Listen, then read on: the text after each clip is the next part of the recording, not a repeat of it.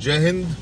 तो अब जो हम जा रहे हैं CQMH अब्दुल हमीद जी के घर, जो कि तकरीबन लखनऊ से 350 किलोमीटर की दूरी पे है। हमें तकरीबन 7 से 8 घंटे लगेंगे यूपी का ट्रैफिक और सड़कों को देखते हुए। तो चलिए मैं आपको लेके चलता हूँ इस शौर्य भारत यात्रा के ऊपर, और रास्ते में कुछ भी जो प्रेरणादायक या फिर जिससे कुछ हमारा ज्ञानवर्धन हो वो चीज़ मैं आपको बताता रहूँगा। जुड़े रहिए मेरे साथ इस यात्रा पर और सुनिए हमारे देश के वीरों की शौर्य गाथा। जय हिंद।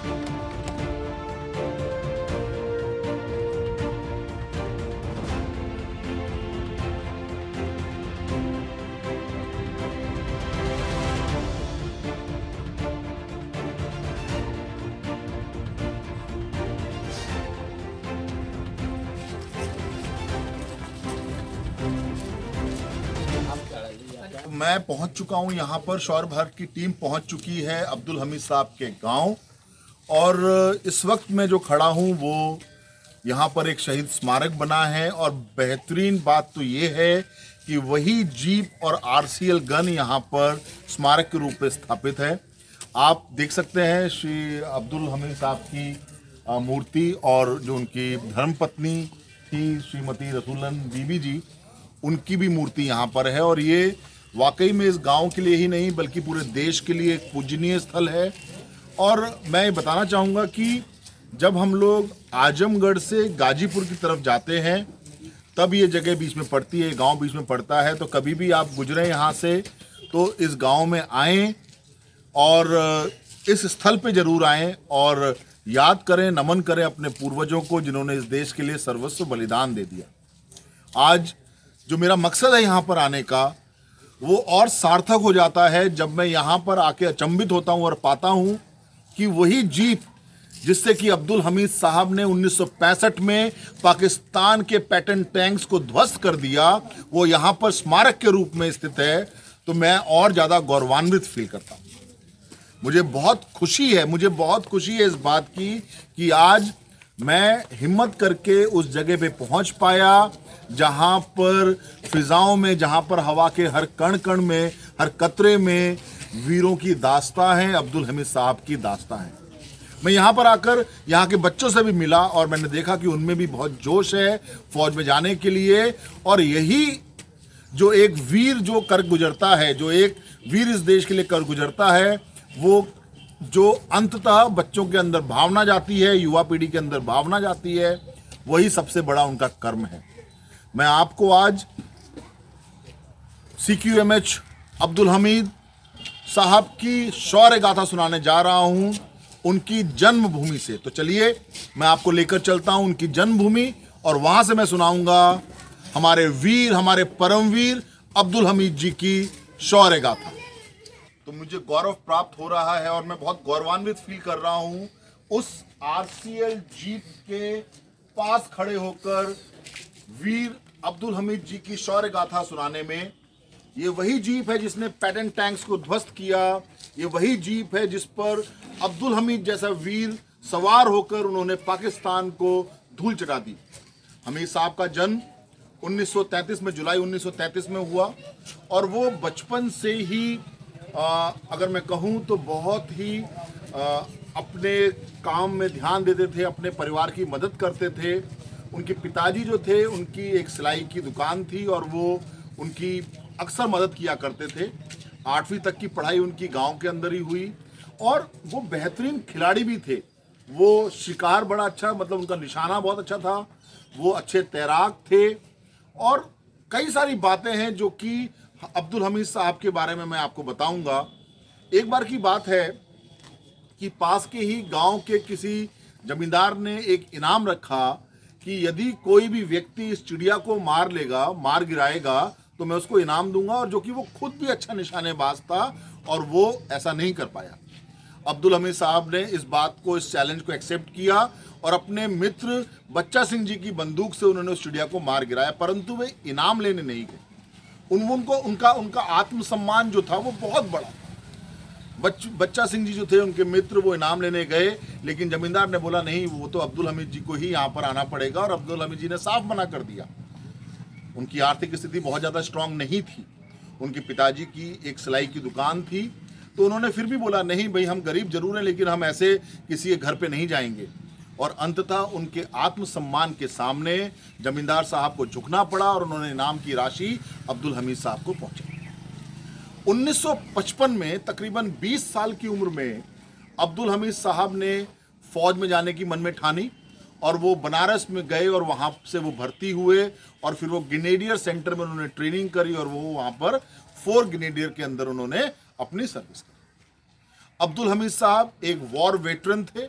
उन्होंने सन 62 की लड़ाई भी लड़ी। सन 62 के समय में वो थांगला में थे 7 माउंटेन ब्रिगेड के अंतर्गत, और सन 65 की लड़ाई में भी उन्होंने जो कार्य किया वो अद्भुत था, वो असाधारण था। अब 1965 में जब पाकिस्तान ने भारत पर आक्रमण किया रन ऑफ कच्छ में, उस समय जो 4 ग्रेनेडियर्स थी वो अंबाला में थी, और उसको अपने फॉरवर्ड लोकेशंस खेमकरन में जाने का ऑर्डर मिला। हमीद साहब उस समय छुट्टी आए हुए थे, और वो उनको जब ऑर्डर मिल गया तो वो अपनी यूनिट को ज्वाइन करने जा रहे थे।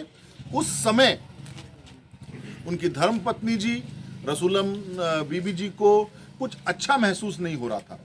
उनके मन में घबराहट थी, उनको कुछ कुछ अपशगुन जैसा फील हो रहा था। तो वो कहीं ना कहीं ये चाहती थी कि अब्दुल हमीद जी इस वक्त ड्यूटी पे, आज ड्यूटी पे ना जाएं।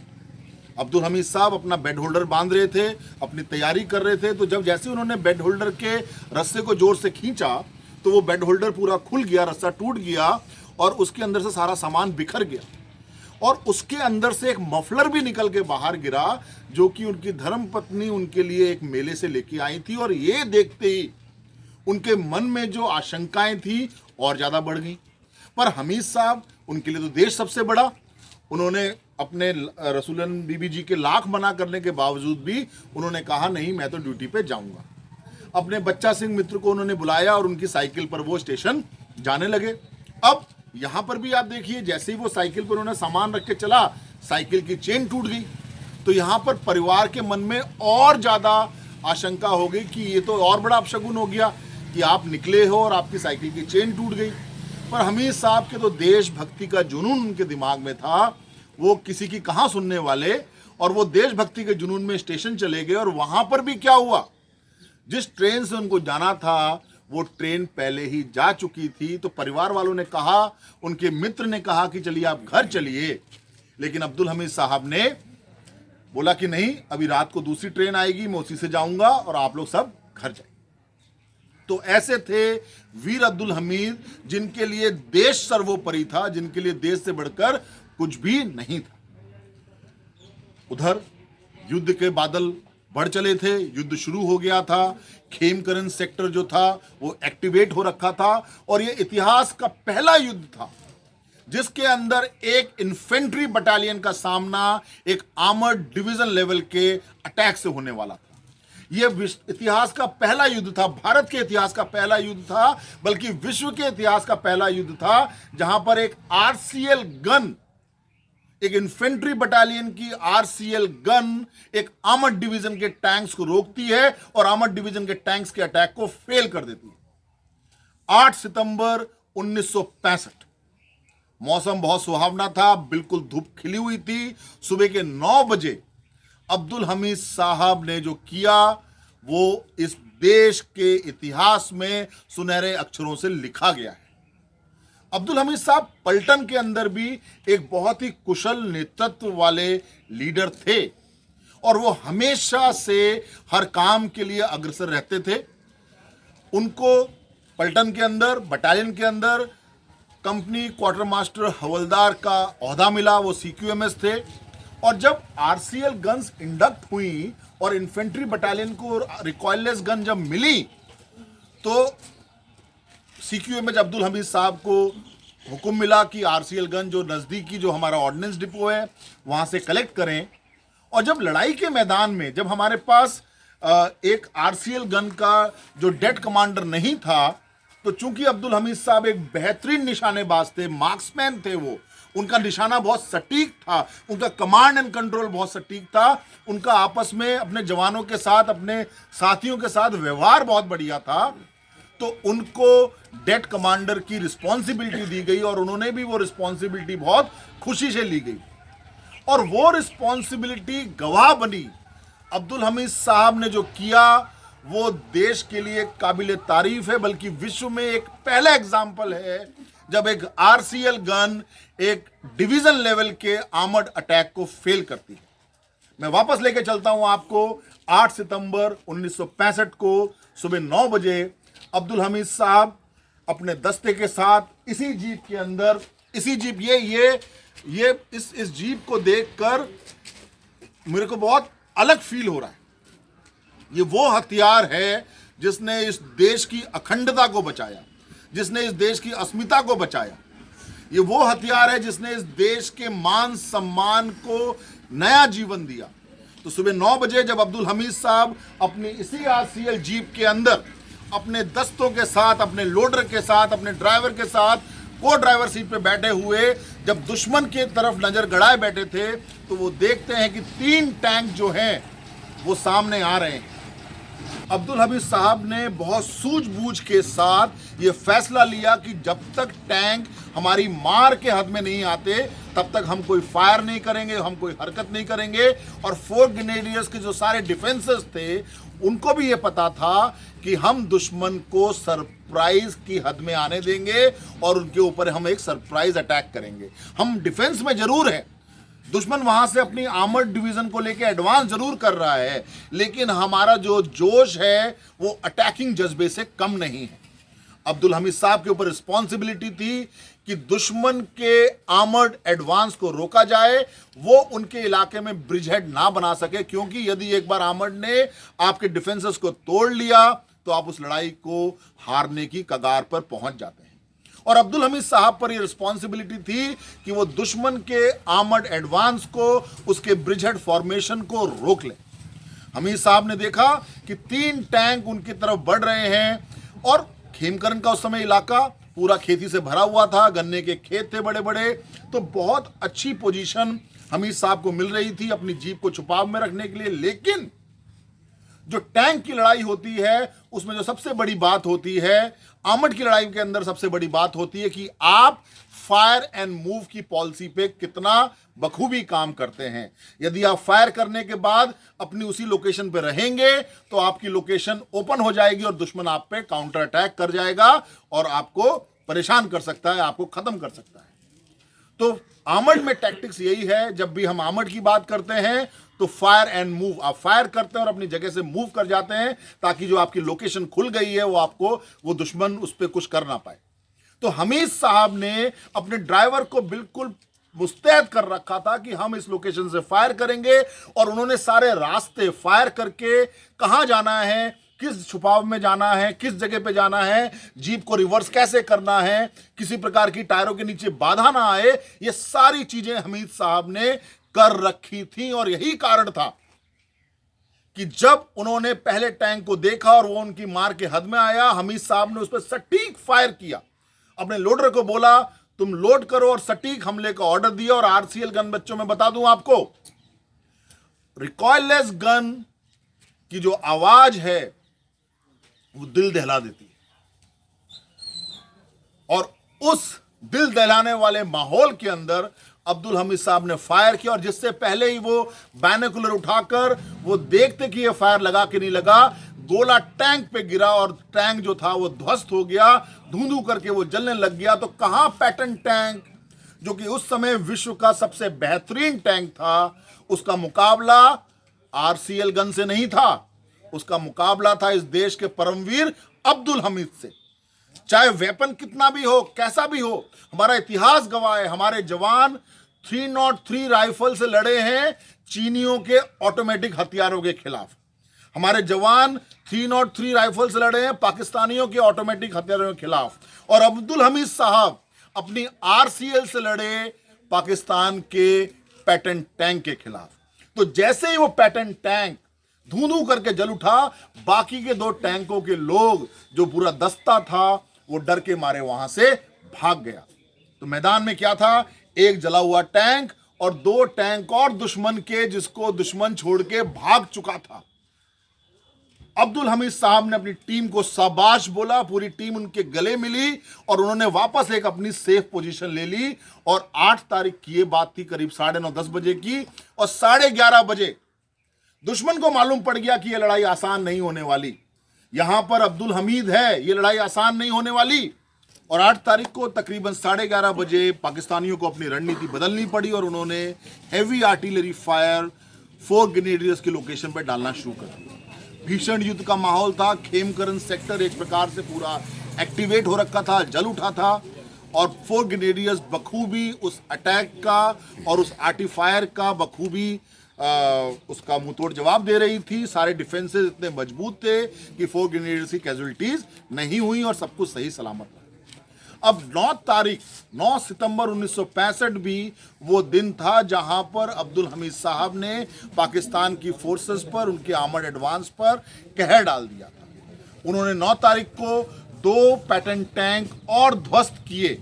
2 तारीख को अपनी आरसीएल गन से, अपनी इसी आरसीएल गन से उन्होंने 2 पैटन टैंक और ध्वस्त किए और एक आरसीएल जीप द्वारा, एक आरसीएल गन द्वारा 4 पैटन टैंक्स ध्वस्त कर देना एक बहुत बड़ी बात है। एक इन्फेंट्री बटालियन द्वारा एक आर्मर्ड डिवीजन लेवल के अटैक को फेल कर देना बहुत बड़ी बात है, क्योंकि पाकिस्तान की फोर्सेस, जो आर्मर्ड डिवीजन था, जो वहां पर एडवांस कर रहा था, उसमें भी दहशत फैल गई थी कि जो दुनिया का बेस्ट टैंक है, जिसकी इतनी मोटी चद्दर है, जिसका आर्मर जो है इतना स्ट्रांग है, वो कैसे एक आरसीएल गन के फायर से खिलौने की तरह हवा में उड़ रहा है।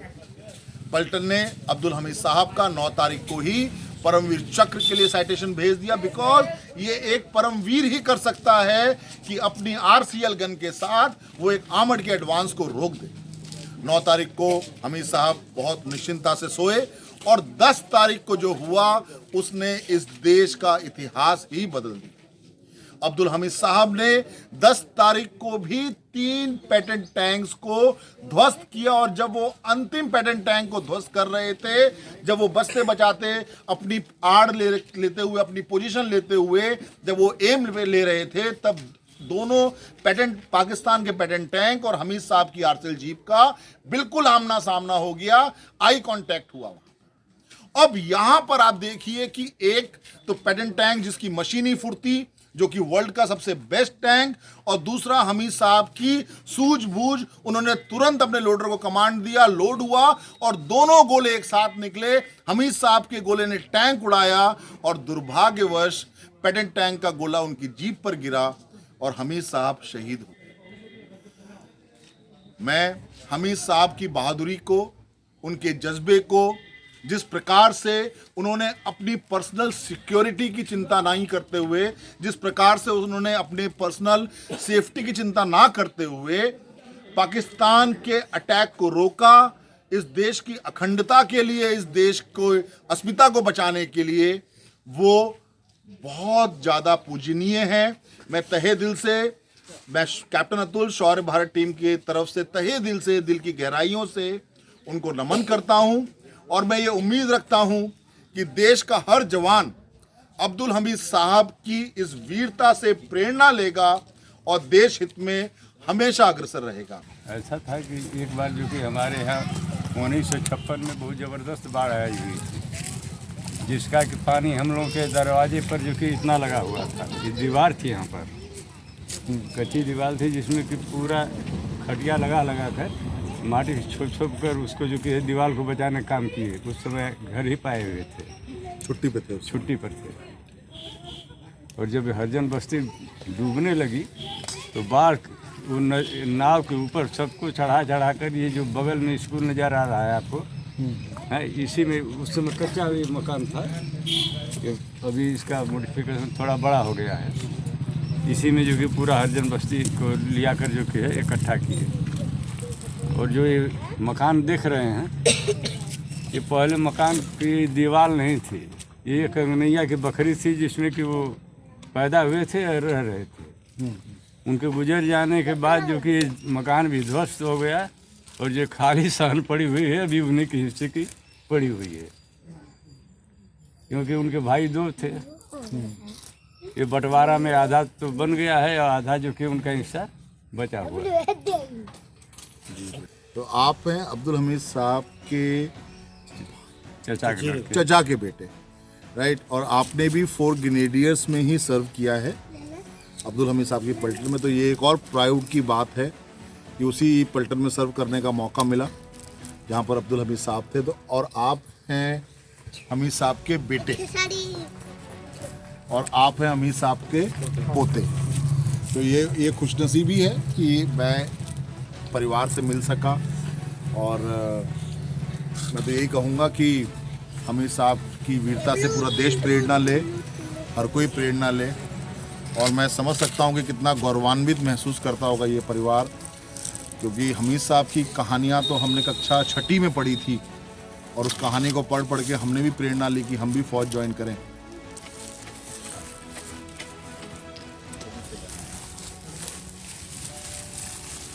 तो ये जो जगह आप देख रहे हैं यहाँ पर इस वक्त तो ये एक मैदान के रूप में है जो कि परिवार ने एक स्मारक के लिए रखा है, पर ये जगह अब्दुल हमीद साहब का घर थी और यहाँ पर दीवारें थीं, सब कुछ बढ़िया था। पर अब परिवार जो है उनका एक नया घर बन गया है और इस जगह पे अब्दुल हमीद साहब का स्मारक बनेगा। तो लेकिन चूँकि उनका जन्म भी यहीं हुआ था और उनके चरण यहीं पड़े थे, तो मैं यहीं से मिट्टी ले जाऊंगा जो कि हम जोधपुर में शहीद स्मारक के लिए ले रहे हैं।